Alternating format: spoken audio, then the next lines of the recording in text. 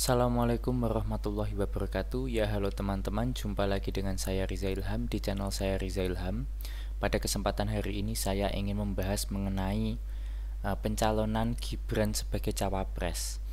Apakah ini sebuah bentuk kecurangan karena ada pamannya di sana dan kebetulan dia anaknya presiden? Apakah Mahkamah Konstitusi itu benar-benar mahkamah keluarga? Kan seperti itu. Karena itu yang sering digembur-gemburkan, seolah-olah ini permainan. Ya kan teman-teman?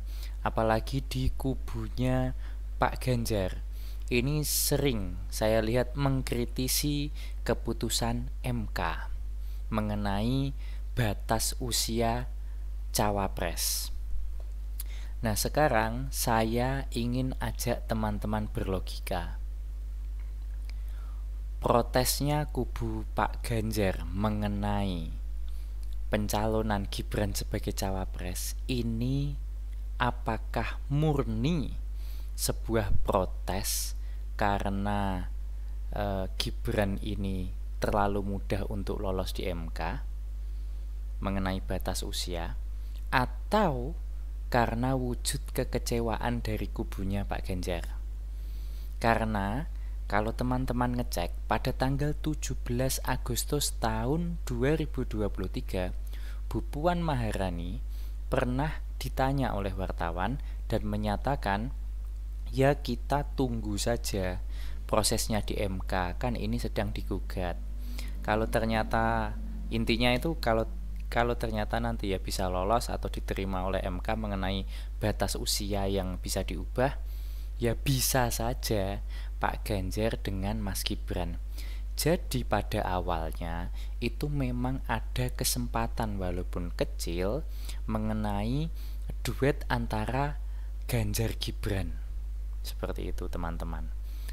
Tapi di endingnya malah Prabowo Gibran.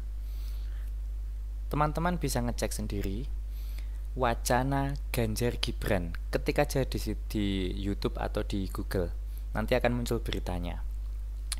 Jadi gugatan mengenai batas usia itu kan sudah lama, ya kan?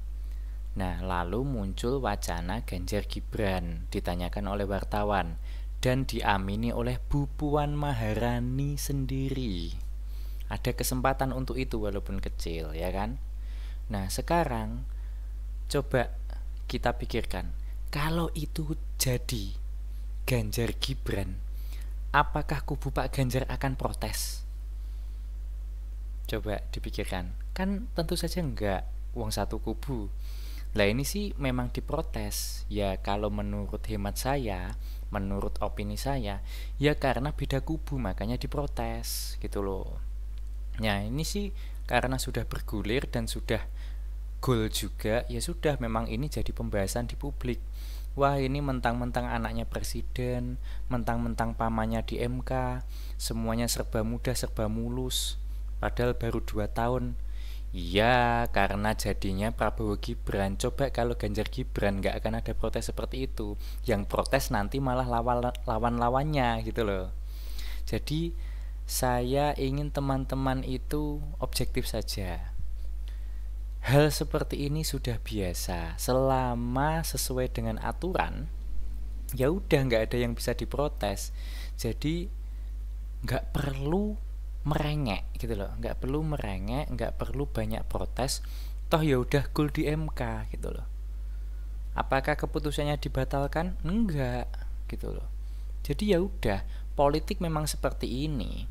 Bagaimana mereka yang punya strategi dilaksanakan berhasil, yaitu sebuah keuntungan. Kalau gagal ya udah cari strategi lain. Itu hal yang sangat biasa di perpolitikan kita teman-teman. Nah jadi nggak perlu kita katakan curang mentang-mentang anaknya presiden, mentang-mentang pamannya di MK, nggak perlu seperti itu. Memang kalah langkah, ini kan kayak catur kan, ya udah. Toh kan belum tentu jadi, ya kan? Belum tentu jadi. Ya udah diterima saja. Jadi kita objektif saja. Kita nggak perlu protes mengenai duet Prabowo Gibran. Buat apa? Ya kan? Toh kalau dulu jadinya Ganjar Gibran, kubunya Pak Ganjar gak akan ribut gitu loh. Lah kebetulan ini jadinya itu Prabowo Gibran, ya pastinya kubunya Pak Ganjar ribut. Dibilang ini ada permainan dan lain-lain, ya nggak usah lah. Memang seperti itu politik kita.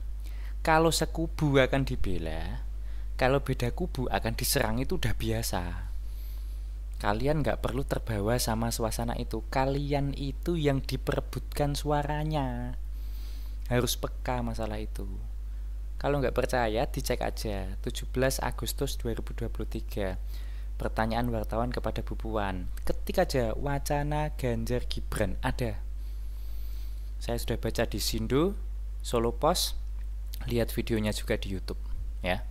Gitu teman-teman. Jadi nggak usah kita terbawa situasi yang panas mengenai pencalonan Gibran.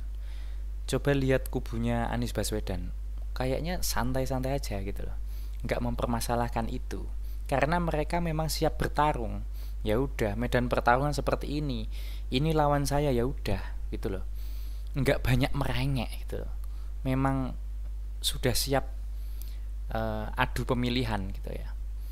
Ya kira-kira itu sih yang ingin saya sampaikan. Jadi kita nggak perlu terbawa suasana dengan pertikaian mereka. Nikmati saja, pilih yang kamu ingin pilih. Nggak usah terbawa situasi panas, karena sebenarnya kita yang diperebutkan. Biar mereka yang ribut, kita tinggal milih mana yang berkualitas, mana yang tidak berkualitas. Dan saya tekankan, saya tidak berpihak pada ketiga paslon, ya. Saya hanya komentator saja. Terima kasih sudah menonton. Wassalamualaikum warahmatullahi wabarakatuh. Dah.